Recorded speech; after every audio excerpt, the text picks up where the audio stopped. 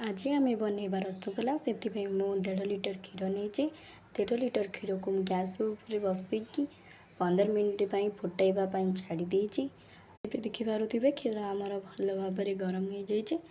मुझे गैस को बंद करदेवी। क्षीर को ठंडा हाँपाई मुझे 2 मिनिट छाड़ी दूचे। देखते मुझे भिनेगार यूज करुँच आपण पाखे भिनेगार ना ताहले आपको स्किप करके लेंबू नहीं पारे। मुझे 4 चमच भिनेगार को नहीं बर्तमान आपको आम क्षीर ढालदबा।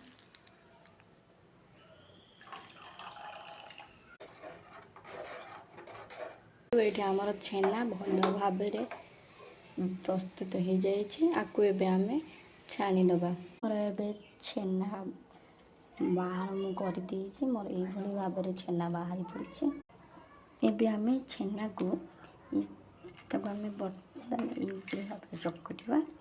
भल भाव चकटिले छेना आमर सॉफ्ट हो।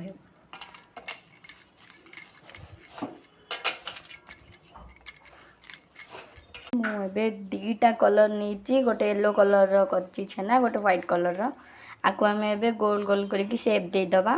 मु छेना को ये सेप देदेली। मुझे येलो येलो ये कर चाहिए अलग किसी कलर भी करें।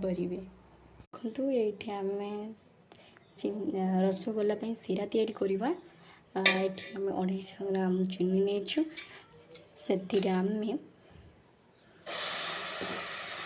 4 ग्लास पानी नवा। सीरा भल भाव रेडी है पर्यटन ताकू आम छाड़ीदबा। सीरा हो गला आम रसगोला पकईदबा।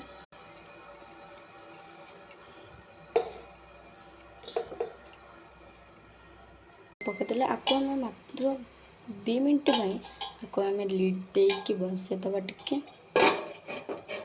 2 मिनिट हो गला आमर भल भाव बॉयल हो गला। आपको ये आम बंद करदबा। जगार ठंडा करके रखी से रसगोला आम पकईदबा। करुवे केते सुंदर भाव हो जाए रसगोला बहुत स्पंज भी हो। ट्राए करंतु।